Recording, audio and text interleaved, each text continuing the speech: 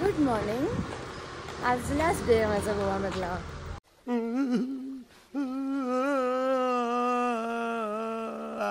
तर मी सकाळी खूप लवकर उठले आज. म्हटलं जाऊया जरा.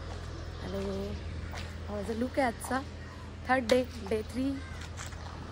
आणि काय अजून काय नाही. आता मी एका बीचवर चालली आहे आणि इथे खूप ऊन असतं म्हणून मी ॲक्च्युली अर्ली मॉर्निंग उठले आज. तर म्हटलं आज जरा जाऊन छान बीचचा आनंद घेऊया. So stay tune.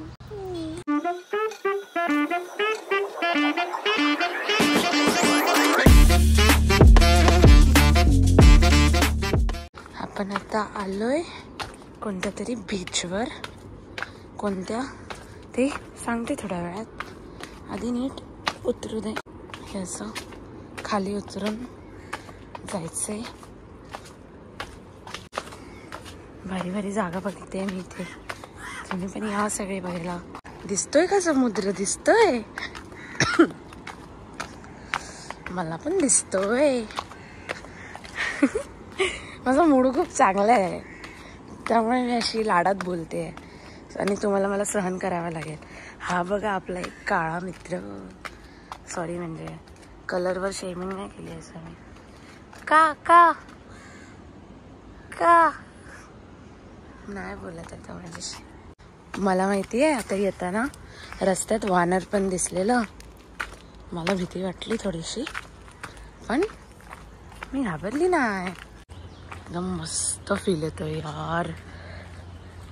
सगळ्यांना सांगते अजिबात गोव्याला येऊन दारू वगैरे पिऊन रूममध्ये झोपून नाही राहायचं. हां हे बघा हे एक्सप्लोअर करा यार. बघा बघा हे बघा. हां मी तुम्हाला मोटिवेट करते गोव्याला येण्यासाठी. आणि हा आता आपला येतोय बीच. सगळे झोपलेत. Yo bro look where are we. Yes and the beach is here.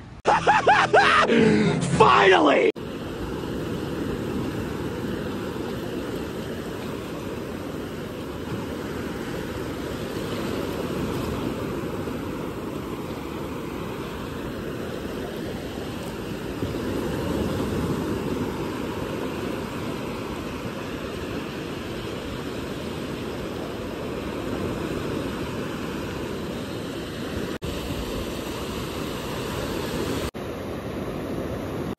Good morning.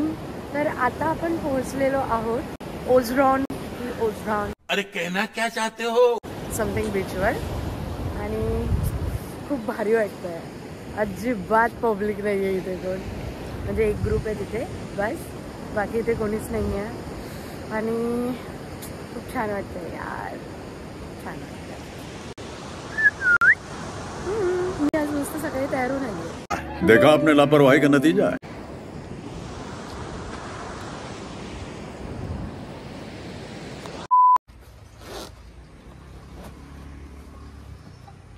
डुबुंगी नाही ना. तर मी करायला चालली आहे कायाकिंग समथिंग. कायाकिंग करायला चालली आहे. कसं होणार आहे माहित नाही आहे. Let's see. करतात दाखवतात. येस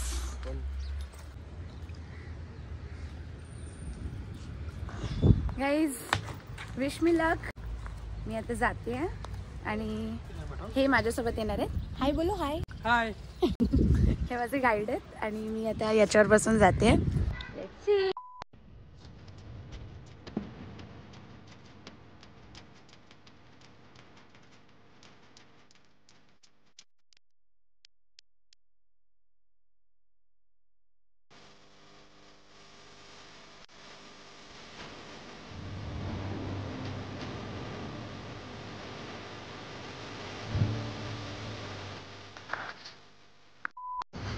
आज मी हद्द पार केली. मी माझ्या पप्पांना कॉल करून विचारलं पप्पा कोणती गाडी पाहिजे. मौत को छू के टक से वापस आ सकता हूँ.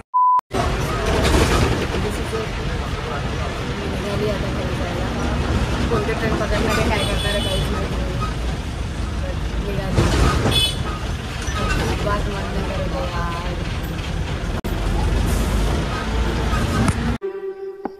ਤੁਸੀਂ जा रहे हो?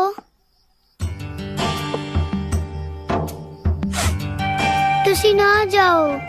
हो there is some change of plans. मी जाणार होती मडगाव स्टेशनला ट्रेन पकडायला, पण मला झालाय लेट. त्यामुळे मग मी आता बाईक प्रेफर केली आणि मी चालली आहे करमाली स्टेशनला. कारण मडगाव नंतर ते स्टेशन आहे आणि ते स्टेशन खूप जवळ आहे पश्चिम.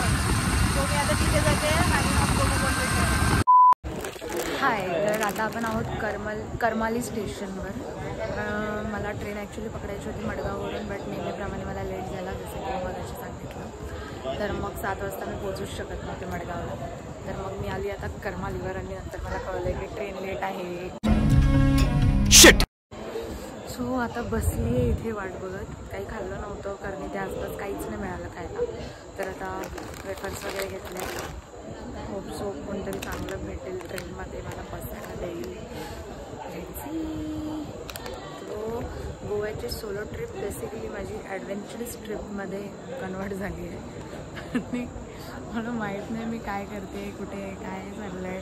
अजून पण घरी जायचं मन नाही करत आहे, बट जावं लागेल. थँक्यू सो मच मला एवढं झेलला तिथपर्यंत बघितला आतापर्यंत.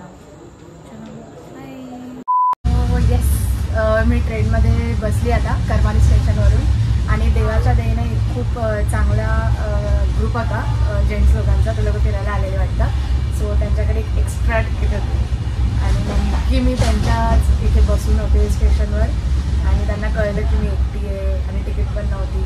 तर मग ते बोलले की चला आमच्यासोबत. स्वामी. सो येस, असा होता माझा गोव्याचा प्रवास. आता मी मुंबईच्या दिशेने निघाली आहे. पोचली की तुम्हाला कळवेनच. मज्जा आली.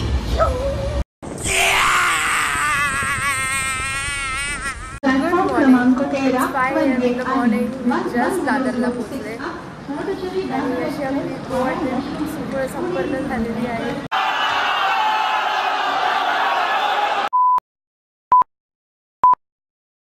का कुणास ठाऊक खोटं खोटं हसणं थांबवून आज मन भरून रडावंसं वाटतं.